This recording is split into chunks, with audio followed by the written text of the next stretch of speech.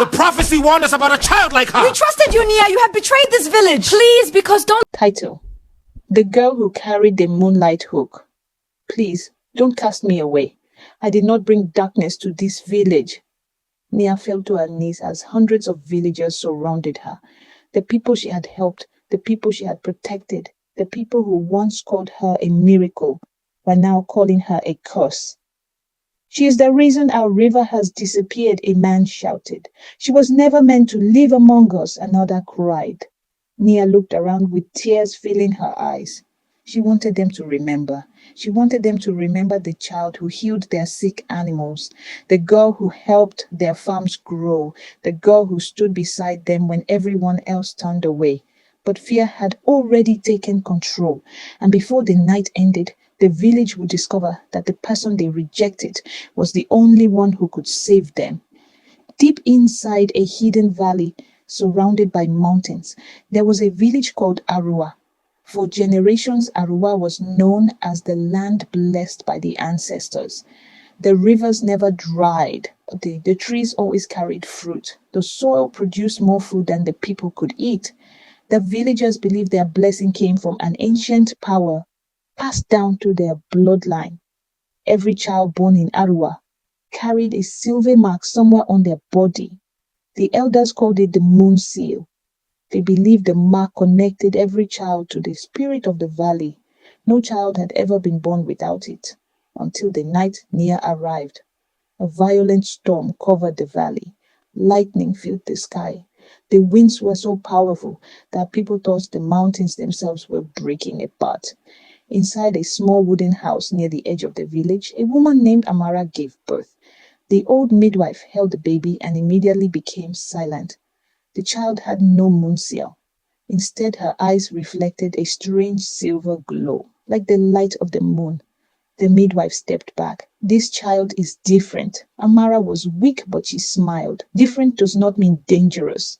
Those were the last words she spoke before sunrise. Amara died, the storm disappeared, and the village was left with a mystery. A baby without the sacred mark had been born. The elders feared what it meant. Some believed she was a warning. Others believed she carried an ancient gift. But nobody knew the truth. The baby was named Nia. With no parents left, she was taken in by her aunt, Lara. Lara was admired throughout Aruwa. People believed she was generous and caring.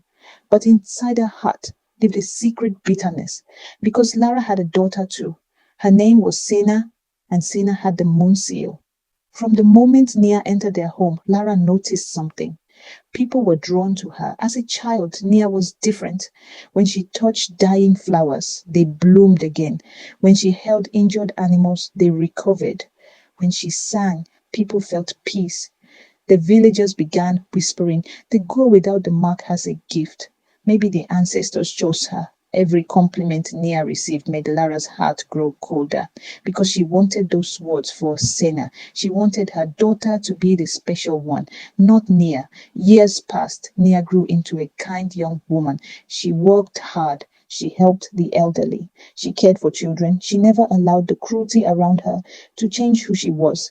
But deep inside, she always wondered, why was I born this way? Then one evening, the entire village was called to the sacred tree. The oldest elder, Mother Sola, stood before everyone holding an ancient scroll.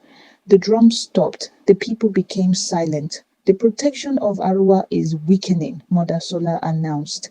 Fear spread through the crowd. The rivers are losing their power. The land is becoming weak. The ancient promise has been broken. Everyone looked at each other. Then Mother Sola turned toward Nia. The answer has been among us all along. The villagers stared at her. Nia froze. For the first time, they were not looking at her with suspicion. They were looking at her with hope. But Lara only felt fear because she understood what this meant. If Nia was chosen, Sina would never be important, and Lara could not accept that.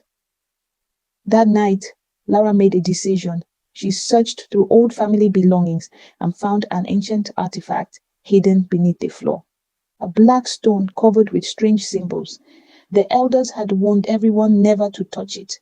It was believed to contain the darkness that once threatened Aruwa. But Lara was desperate. She believed if she could prove Nia was dangerous, the villagers would turn against her. So she placed the forbidden stone inside Nia's room. The next morning, the village guards arrived. They searched every home, and when they entered Nia's room, they found the stone. The crowd became silent. Lara pretended to be shocked. "My heart breaks," she said, "but the truth cannot be hidden." Nia stared at her in disbelief. "Auntie, why would I do this?" But Lara looked away. The villagers became angry. The girl they once hoped would save them was now seen as the reason for their suffering. They demanded she leave. Nia begged. "I have done nothing wrong." But nobody listened. She was forced to walk beyond the valley, alone, broken. Deep in the forest, Nia discovered a hidden temple buried beneath ancient trees. Inside was a painting of a woman who looked exactly like her. The woman carried the same glowing eyes. Nia found an old book beside the painting. The truth inside changed everything. The moon seal was never a blessing. It was a lock. Long ago, the ancestors of Aruwa stole power from a guardian spirit and trapped it inside their descendants. The silver mark was not a sign of purity. It was a sign of the stolen power. And Nia, the girl without the mark, was the descendant of the original guardian. She was not missing a blessing. She was carrying the power that existed before the village. The prophecy was never the child with the mark will save Aruwa. It was the child without the mark will return what was stolen. Nia finally understood. She was never a mistake. She was the truth everyone feared. When Nia returned to Aruwa, the village was falling apart. The rivers had stopped. The crops had died. The people were suffering. The same villagers who rejected her now begged her for help. But before Nia could restore the valley, the final secret was revealed. The forbidden stone was not placed in Nia's room by an outsider. It was connected to Lara. The artifact had chosen her because of her jealousy. Mother Sola discovered the truth. Lara had known for years that Nia was special. She had hidden the prophecy because she wanted Sena to become the chosen one. Sena looked at her mother with tears. "You destroyed an innocent person because you wanted me to shine." Lara had no answer. For the first time, she saw the damage caused by her envy. The villagers apologized to Nia. They admitted they had judged what they did not understand. But Nia did not choose revenge. She placed her hands on the dry river. A silver light spread across the valley. The trees began to grow. The rivers returned. The land came alive again. The people watched in amazement. The girl they called a curse had restored everything. Years later, Nia became the guardian of Aruwa. Not because she was born special, but because she chose kindness when others chose cruelty. Lara lived with the consequences of her actions. Sena dedicated her life to protecting the valley and repairing the harm caused by her family. And the people of Aruwa remembered the greatest lesson. A person's value is not decided by the mark they carry, but by the light they bring into the world. Nia stood beneath the moon one evening, looking over the valley she saved. The same village that once rejected her was now her home, and everyone finally understood the girl without the mark was never the one who needed the village. The village was the one that needed her.